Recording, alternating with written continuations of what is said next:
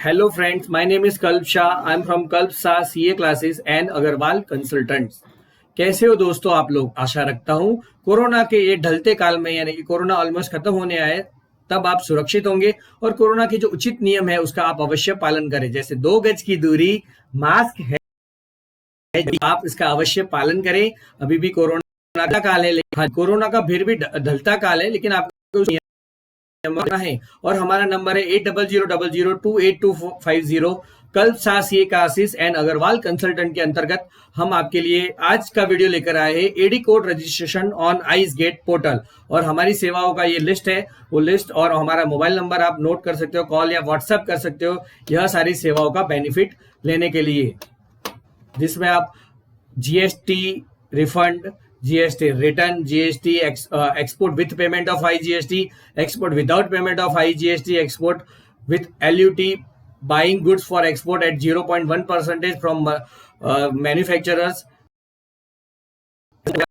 होते हैं, जीएसटी का पूरा काम, income tax, export import guidance, foreign exchange guidance, valuation और पूरे जो सारी सेवाएं हैं उसका हम आपको बेनिफिट देते हैं काफी किफायती दाम में। एक्सपोर्ट इंपोर्ट के सारे डॉक्यूमेंट हम आपको देते हैं, जैसे फसाई लाइसेंस, आईसी कोड, फिर आपका एडी कोड रजिस्ट्रेशन वगैरह हो गया। तो इसके लिए आपको कॉल करना है और आरसीएमसी, हर एक प्रकार की आरसीएमसी की हम आपको सेवाएं देते, चाहे वो स्पाइस बोर्ड हो, पेड़ा हो या कैपेक्सिल हो या कोई भी आरसीएमसी हो, जो भी आपको प्रोडक्ट हो उस हिसाब से आपको आरसीएमसी हम दिलवाते हैं। अब आज का जो मुद्दा है उस पर आ जाता है डायरेक्ट, एडी कोड रजिस्ट्रेशन कैसे करना है। तो उसके लिए सबसे पहले आपको इंटरनेट एक्सप्लोरर ब्राउजर खोलना है। इंटरनेट एक्सप्लोरर ब्राउजर में आपको www.icegate.gov.in खोलना है। वहां पे आपको यहाँ पे एक ऑप्शन आएगा यूजर लॉगिन और साइन अप। तो आपको यूजर लॉगिन साइन अप पे क्लिक करना है और नीचे एक ऑप्शन आएगा सिंप्लीफाइड रजिस्ट्रेशन। वो जरा से गलती से भी मत कीजिए, क्योंकि सिंप्लीफाइड रजिस्ट्रेशन में सिंप्लीफाइड खाली नाम है, उसके अलावा कुछ नहीं है, सिंपल।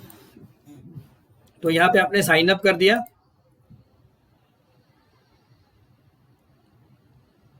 सिंप्लीफाइड रजिस्ट्रेशन की कुछ लिमिटेशंस है, जैसे कि उसमें आप डॉक्यूमेंट अपलोड नहीं कर सकते और नावा शेवा वगैरह जगह पे आपको अगर एडी कोड अप्लाई करना है तो उसके लिए डॉक्यूमेंट्स अपलोड करने कंपलसरी है। तो सबसे फिर आपको आगे यहाँ पे साइन अप नाउ करना है। सबसे पहले आपको ये 2 स्टेप प्रोसीजर है।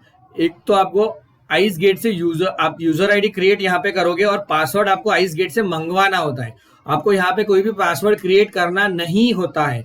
आप यहाँ पे सिर्फ आइस गेट आईडी और ईमेल आईडी डालते हो, फिर आपको वो आइस गेट आईडी की अवेलेबिलिटी चेक करनी है और वो अवेलेबल है तो आपको वो आइस गेट आईडी मिल जाएगा। लेकिन आपको पासवर्ड यहाँ पे क्रिएट नहीं करना है। सिंप्लीफाइड में आप खुद पासवर्ड करते हो, यहाँ पे पासवर्ड आपको गवर्नमेंट ईमेल के थ्रू 24 घंटे से 72 घंटे के भीतर भीतर भेजती है। वो पासवर्ड लेने का ही हम प्रोसीजर सीख रहे हैं। उसके बाद जब पासवर्ड आ जाता है उसके बाद आपको एडी कोड उसके मेनू में जाके करना है, वो भी मैं आपको दिखा रहा हूँ। तो सबसे पहले आपको जो भी आईडी पसंद हो वो आपको डालनी है। जैसे मैं डाल रहा हूं ब्रदर्स एक्सपोर्टर्स।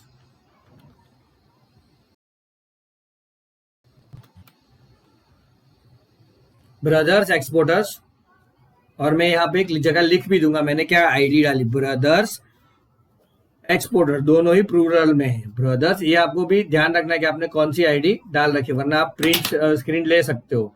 फिर आपको अपना ईमेल आईडी डालना है। तो ईमेल आईडी आप कहीं पे लिख के भी रख सकते हो, जो मैंने यहाँ पे कॉपी कर दिया है।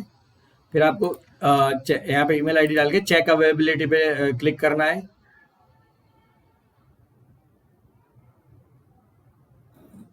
तो अवेलेबिलिटी चेक कर रहा है वो।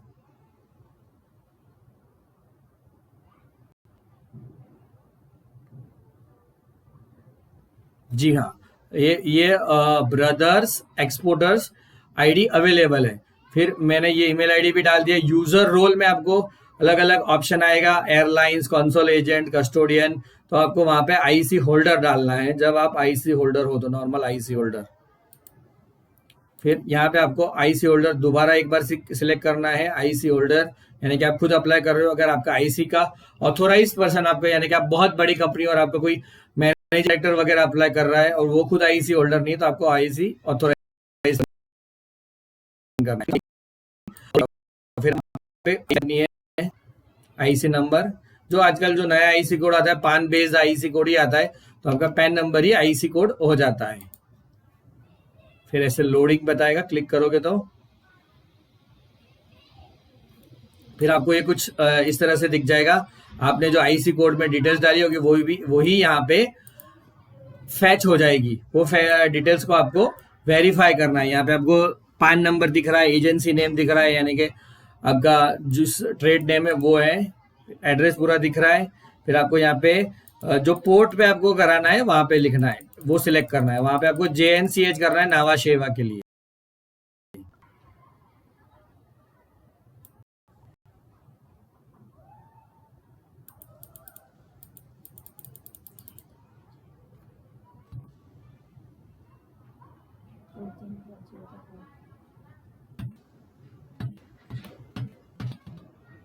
जी हाँ, आप 4 बार 5 बार जे दबाओगे यहाँ पे तो आपको JNCH इंसा 1 नावा शेवा का कोड है वो मिल जाएगा। उससे आपको सिलेक्ट कर देना। सिलेक्ट होके वो ऊपर नहीं आ जाएगा, बस ऐसे इधर ही रहेगा। फिर आपको कंफर्म कर देना है। ये डिटेल्स कंफर्म हो रही है, यहाँ पे चक्कर घूम रहा है।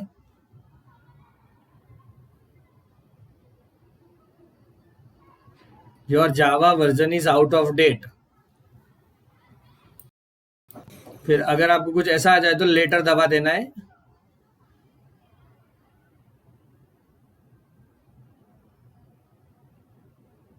फिर इस तरह से आ गया आपका।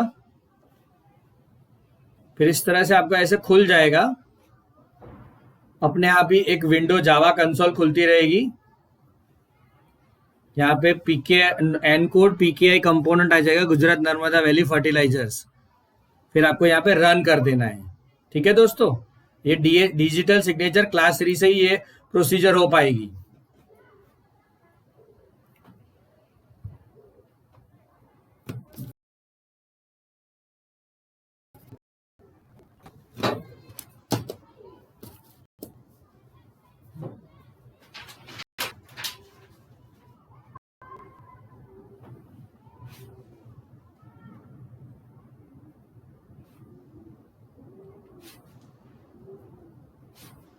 इस तरह से इसको रन होने देना है।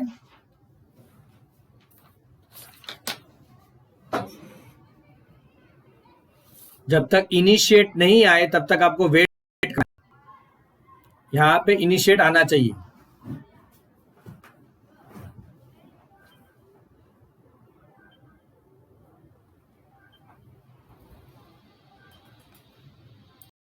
इस तरह से दोस्तों ये इनिशिएट होता रहेगा। तब तक मैं हमारी सेवाओं का थोड़ा इंट्रोडक्शन दे देता हूँ। सर हमारा पूरा एक्सपोर्ट इंपोर्ट कंसल्टेंसी है। जैसे DGFT हो गया, आपको एक्सपोर्ट्स के रिलेटेड IGST का रिफंड हुआ। अगर आप with payment of duty export करते हो, यानी कि with payment of IGST export करते हो, तो आपका जो शिपिंग बिल होता है वही आपका एक्सपोर्ट का क्लेम हो जाता है।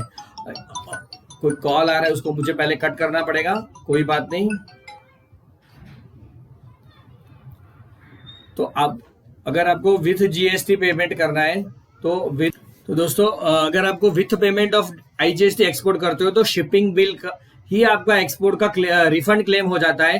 लेकिन आपको उसमें सिर्फ इतना ध्यान रखना है, शिपिंग बिल में जो आप इनवॉइस नंबर डालते हो वही इनवॉइस नंबर आपके GSTR 1 के टेबल 6A में आना चाहिए।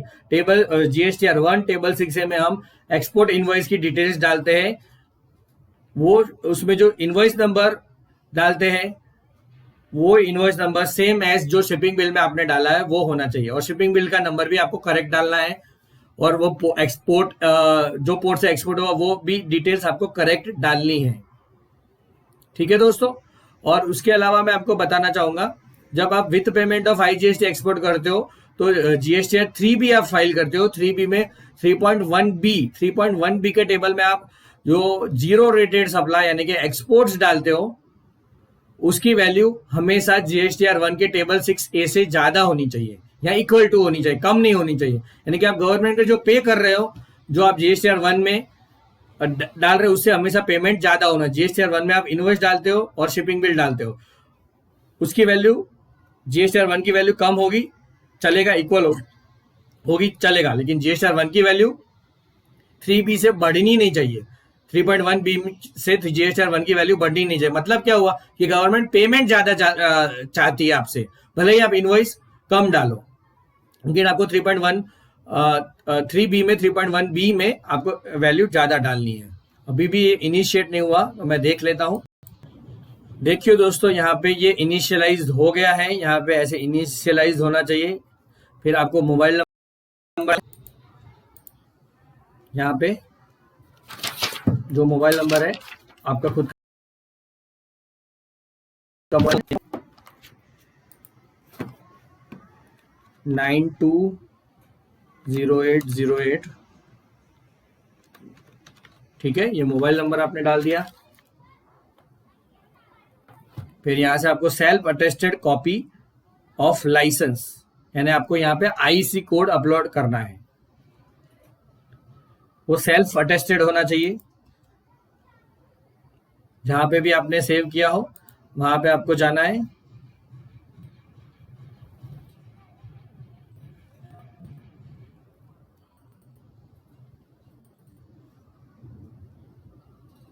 ये आपका 500 KB से कम होनी है। फिर यहाँ पे आपको एक फोटो आईडी भी अपलोड करना है, जो पासपोर्ट हो सकता है, वोटर आईडी हो सकता है, या आधार कार्ड हो सकता है। तो मैंने आधार कार्ड सिलेक्ट किया। फिर आधार नंबर मुझे डालना है, जो आप कहीं पे पहले लिख के भी रख सकते हो।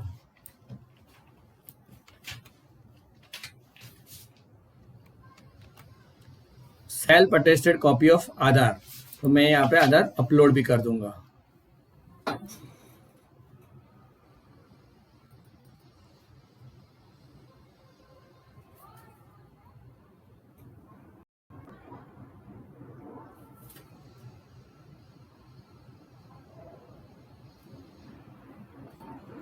ठीक है, दोनों 500 KB से नीचे होना चाहिए। यहाँ पे आपको एक्सपोर्ट सेलेक्ट करना है। फिर यहाँ पे click here to upload digital signature करना है, अलाउ कर देना है। फिर यहाँ पे एक और बार ये सिलेक्ट करनी है आपकी डीएससी, आपका नाम आ जाएगा। फिर ओके करना है।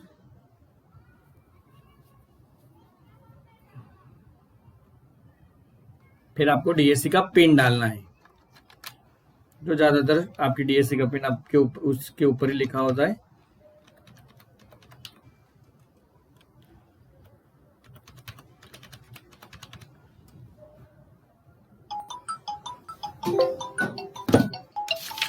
कोई कॉल आ रहा है, मुझे डिस्कनेक्ट करना पड़ेगा। Digital signature with serial number so and so verified successfully, ठीक है। फिर यहाँ पे आपको आई अग्री कर देना है। डिजिटल सिग्नेचर आपकी वेरीफाई हो गई, यहाँ पे आई अग्री कर दिया और कंफर्म कर देना है।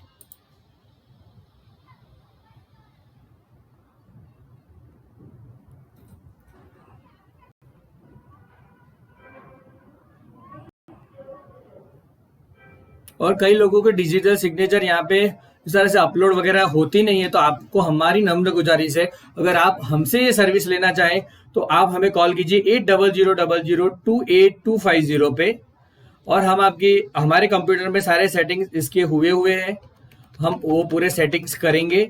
और हमारे यह जो पीसी से मैं अभी दिखा रहा हूँ, उसी पीसी में मैं आपकी डिजिटल सिग्नेचर अपलोड करके दूंगा और आपका आईसी कोड अप्लाई कर दूंगा। उसके लिए आपको डिजिटल सिग्नेचर कुरियर करनी है वो, या फिर अगर आपकी डिजिटल सिग्नेचर नहीं बनी तो हम यहाँ से बना भी देंगे। हमारा मोबाइल नंबर ये है 800000282250।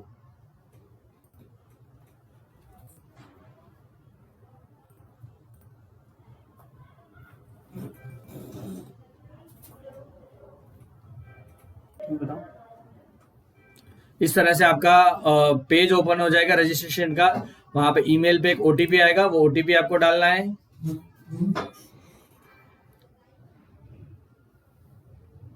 ओटीपी के लिए हम इंतजार कर रहे हैं।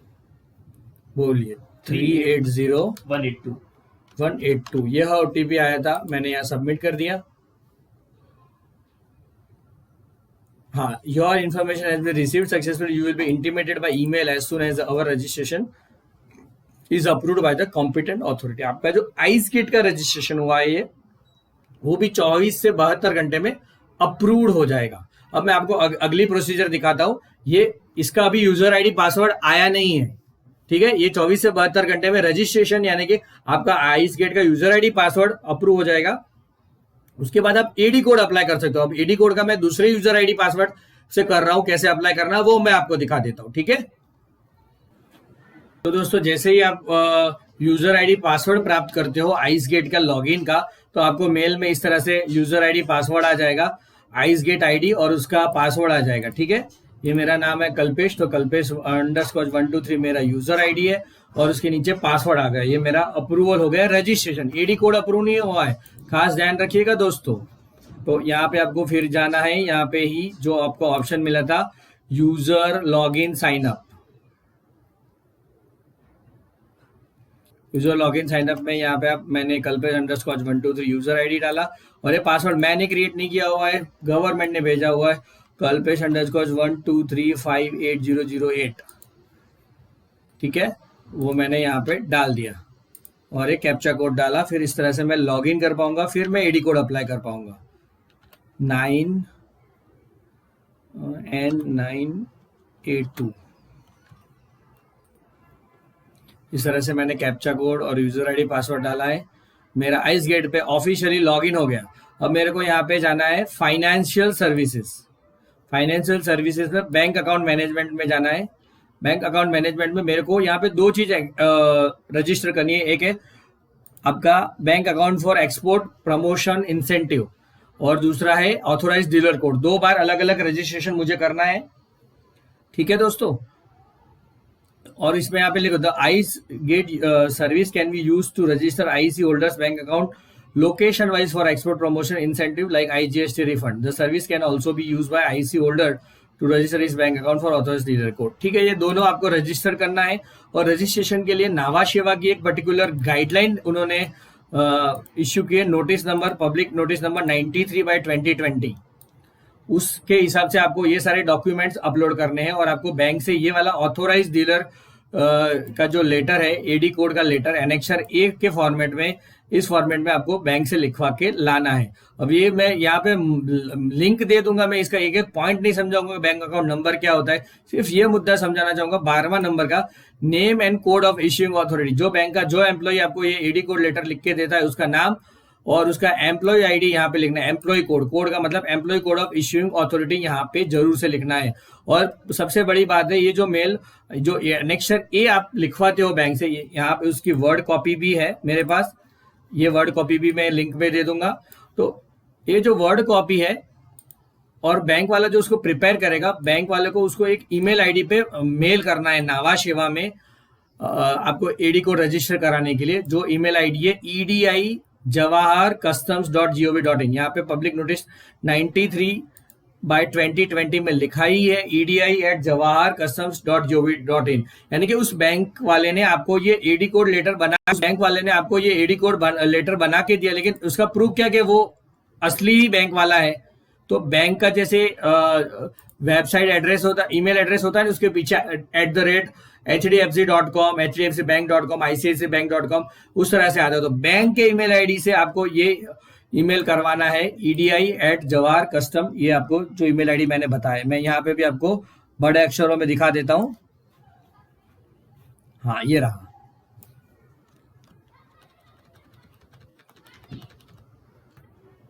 दिस ईमेल आईडी पे, इस ईमेल आईडी पे बैंक के ईमेल आईडी से पूरा एनेक्सर ए जाना चाहिए, ठीक है।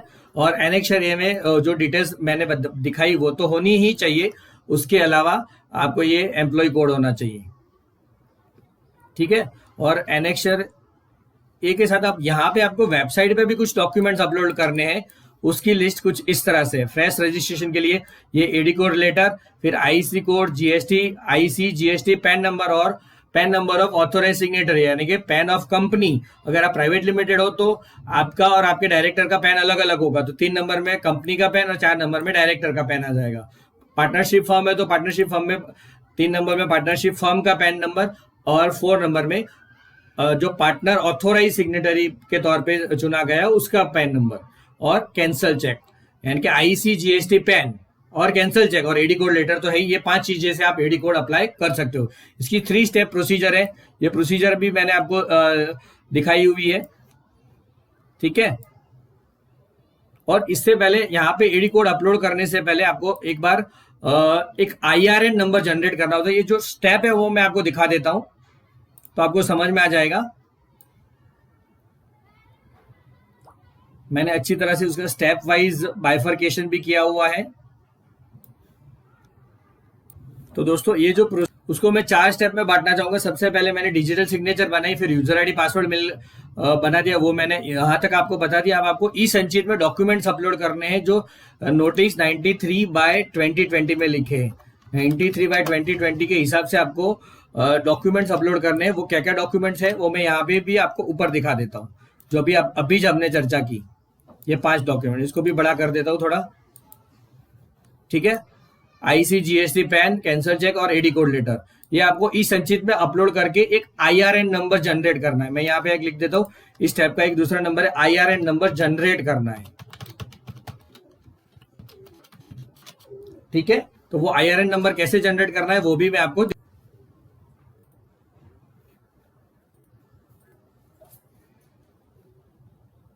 तो अब हम पहुंच गए हैं, हमारे डिजिटल सिग्नेचर बना दी, यूजर आईडी पासवर्ड जनरेट कर लिया। अब हमें ई संचित में जो 93/2020 नोटिस है उसके डॉक्यूमेंट्स अपलोड करने। तो यहाँ पे आपको जाना है फाइलिंग सर्विसेज में। फाइलिंग सर्विसेज में आपको मिलेगा ई संचित। ई संचित is one kind of library of this ICEGATE website wherein you can upload your documents and generate one identification number of that particular document, and that identification number is to be entered while registering your AD code just we saw a minute before। जब हमने यहाँ पे देखा ना AD code और bank account for export promotion incentive, वहां पे आपको ये IRN नंबर एंटर करना पड़ेगा। तो उससे पहले आपको ये डॉक्यूमेंट अपलोड कर देना है। तो सबसे पहले आपको यहाँ पे अपलोड डॉक्यूमेंट लिखना है। अपलोड डॉक्यूमेंट्स में जो फाइल है वो 1 MB से कम होनी चाहिए, ठीक है। 1 MB से कम की डॉक्यूमेंट्स वाली फाइल आपको अपलोड करनी है। तो मैं मेरा डॉक्यूमेंट्स अपलोड कर देता हूं।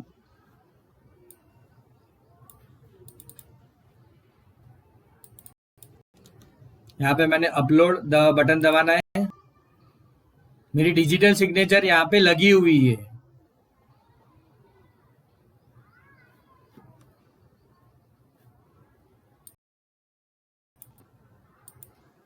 तो दोस्तों इस संचित में डॉक्यूमेंट अपलोड करने से पहले आपको उससे पहले डिजिटली साइन करना है।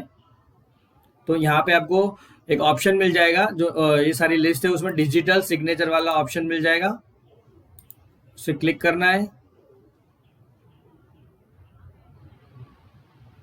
फिर यहाँ पे कॉमन यूटिलिटी के उसके बाजू में जो है डाउनलोड लिंक, इसके बारे में यहाँ पे आपको क्लिक करना है, click here. The web page is trying to open a website trusted site list. Do you want to allow this? Yes.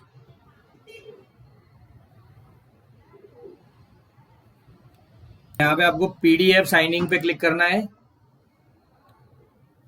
Please wait for PKI component to get initialise. पहले initialise होगा फिर ही sign होगी। तो यहाँ पे आपको initialise करना है उसको, जैसे रजिस्ट्रेशन करते समय इनिशियलाइज किया था। आपका ये PKI कंपोनेंट नॉट फाउंड की एरर आती है तो आप हमें कॉल कीजिए 8000028250। हम पूरे सेटिंग्स हमारे कंप्यूटर में करे हुए हैं। हम यहाँ से आपके डॉक्यूमेंट्स अपलोड करेंगे, प्रोफेशनली पूरा परफेक्ट काम करके देंगे, ठीक है। तो इसके लिए आपको कॉल करना है 8000028250। फिर यहाँ पे लिखा है do you want to run this application, run कर देनी है। यहाँ से यह एप्लीकेशन रन हो जाएगी। यहाँ पे इनिशियलाइज्ड हो गया, इसे इनिशियलाइज नहीं हुआ, PKI कंपोनेंट नॉट फाउंड आया, तो उसके लिए भी कुछ सेटिंग्स करनी पड़ती है जावा वगैरह की। उसके लिए भी मैंने एक वीडियो अलग से बना रखा है। और आप हमारी प्रोफेशनल सेवाएं लेना चाहें तो हम एकदम परफेक्ट आपका AD कोड रजिस्ट्रेशन करके देंगे। जो CHA वगैरह उसके कुछ ज्यादा भी दाम लेते हैं, हम एकदम नॉमिनल चार्ज में आपको ये करके देंगे। जिसके लिए आपको कॉल या व्हाट्सअप करना है 8000028250 या 9106359201। और ये इसके अलावा इस नंबर पे कॉल करके यह सारी सेवाओं का भी सर आप बेनिफिट ले सकते हो। तो हम यहाँ पे आ गए PKI कंपोनेंट में।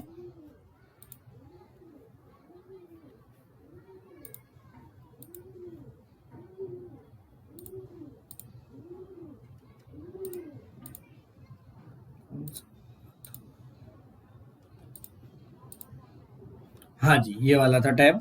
फिर आपको साइन PDF करना है, अलाउ करना है। फिर आपका जहां पे भी डॉक्यूमेंट होगा उसे साइन करना है। दिस PC में जाके आपकी जो ड्राइव में जहां पे भी आपका जो फोल्डर में जो फाइल पड़ी हो वहां पे आपको जाना है।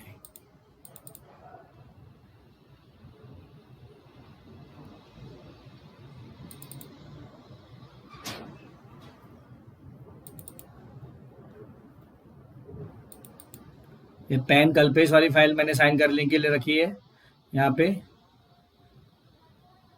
हाँ, ये मैंने डीएससी गलत डाल दी है तो शायद साइन नहीं होगी, तो मुझे डीएससी पहले सही डालनी होगी।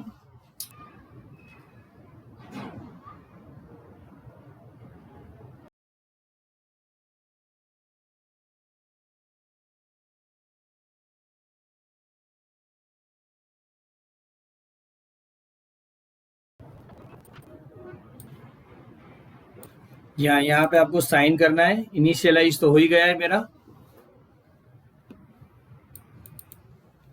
डॉक्यूमेंट में जाना है, डी में, जो अभी भी मैंने फोल्डर में मेरा वो पीडीएफ फाइल रखा है जो 1 MB से कम है।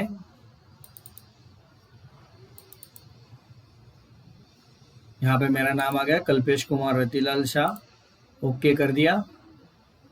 ये ट्रू सारा हो गया। हाँ, फिर आपको डीएससी का पासवर्ड डालना है। तो ज़्यादातर 1 से 8 है, 1 से 9 होता है। हाँ, फिर यहाँ पे डी ड्राइव में आपकी ये फाइल सेव हो गई। पैन कार्ड कल्पेश साइंड, इस नाम की फाइल सेव हो गई। और ये प्रोसीजर आप इसमें इंटरनेट एक्सप्लोरर पे करनी होती है। और फिर मैं यहाँ पे एडी कोड अप्लाई कर ही रहा था, ठीक है। तो अब मुझे यहाँ पे वो फाइल अपलोड करनी है। मैंने गलत फाइल अपलोड कर दी, कोई बात नहीं, मैं यहाँ पे सही फाइल अपलोड कर रहा हूँ। अपलोड डॉक्यूमेंट्स, चूज फाइल, फिर ये है पैन कार्ड, और ये पैन कार्ड कल्पेश साइंड, जो मैंने आपको साइन कैसे करना वो दिखा दिया है, ठीक है। फिर यहाँ पे अपलोड कर देनी है। ये फाइल अपलोड हो रही है।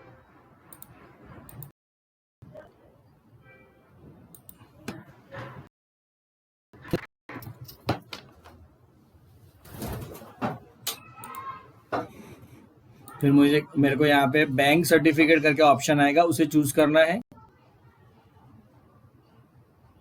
क्योंकि ये डॉक्यूमेंट बैंक सर्टिफिकेट है।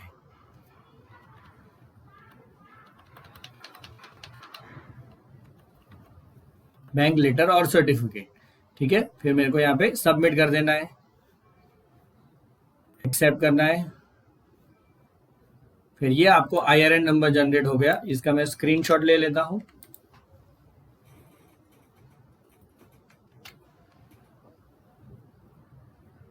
और उसका IRN अभी एक जगह पे लिख के रखता हूं,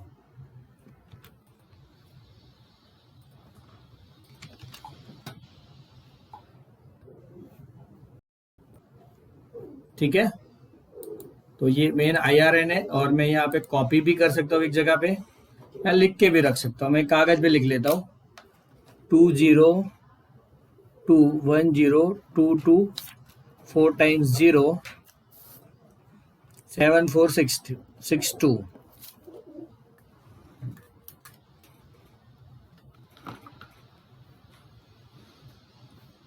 अब मेरे को यहाँ पे फिर से आ जाना है। लॉगिन साइन अप तो आपका एक बार करते हो तो वो लॉगिन ही रहता है, लेकिन आपको फिर से आपको फाइनेंशियल सर्विस में जाना है, बैंक अकाउंट मैनेजमेंट में जाना है।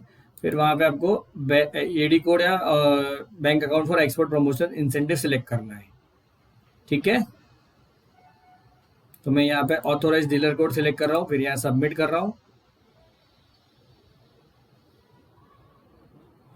जी, मैंने ये 2 एडी कोड अपलोड किए थे, वो मेरे सिस्टम रिजेक्ट हो गए, तो मुझे उसको फिर से अप्लाई करना पड़ेगा। ऐड न्यू अकाउंट करना है मुझे। फिर मुझे मेरा बैंक अकाउंट नंबर डालना है, तो मैं मेरा बैंक अकाउंट नंबर डालता हूँ।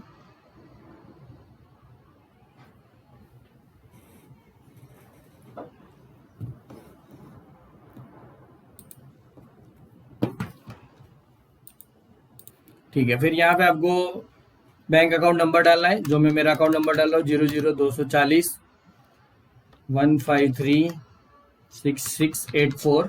फिर आपको बैंक सेलेक्ट करनी है। यहाँ पे ICICI लिखोगे, तो आ जाएगी। फिर आपको वहां पे आईसीआईसीआई बैंक का जो भी एडी कोड लेटर होता है वो एडी कोड ऐड करना होता है।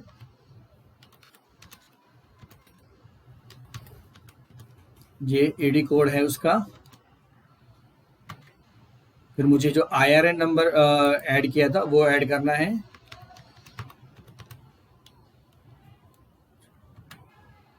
ये नॉट वैलिड नहीं आना चाहिए। ये मेरे पास अभी एडी कोड लेटर नहीं है, मेरे पास बैंक का एडी कोड भी नहीं है, इसलिए ये नॉट वैलिड आ रहा है। लेकिन यहाँ पे आपको आईआरएन नंबर जो मैंने अभी जनरेट किया था वो मैंने डाल दिया, जो था 22210222 4 टाइम 07462। हाँ वो वही है। फिर मेरे को इंसा 1 सिलेक्ट करना है और मेरा आइस गेट आईडी सिलेक्ट करना है। ठीक है, मेरा आइस गेट आईडी मैंने यहाँ पे जीमेल में खोल के ही रखा था, ये वाला कल्पेश अंडरस्कॉच 123।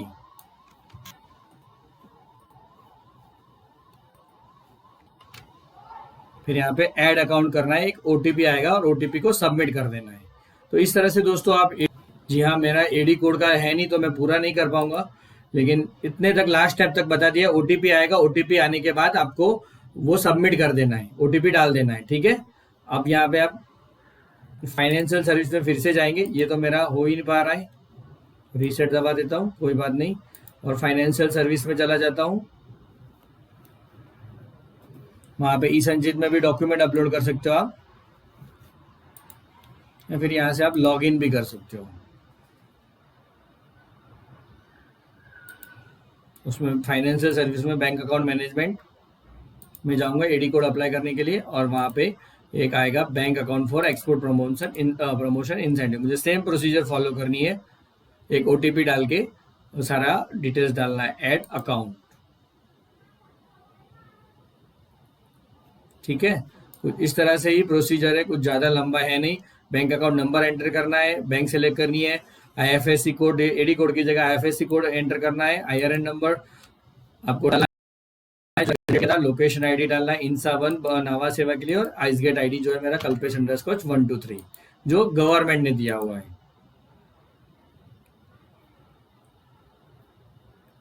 और जब आपका अप्लाई हो जाएगा, फिर आपने जो पहले अप्लाई किया और उसका स्टेटस भी आप देख सकते हो। जो पहले मैंने अप्लाई किया था वो रिजेक्ट हो गया था, सिस्टम रिजेक्टेड हो गया था।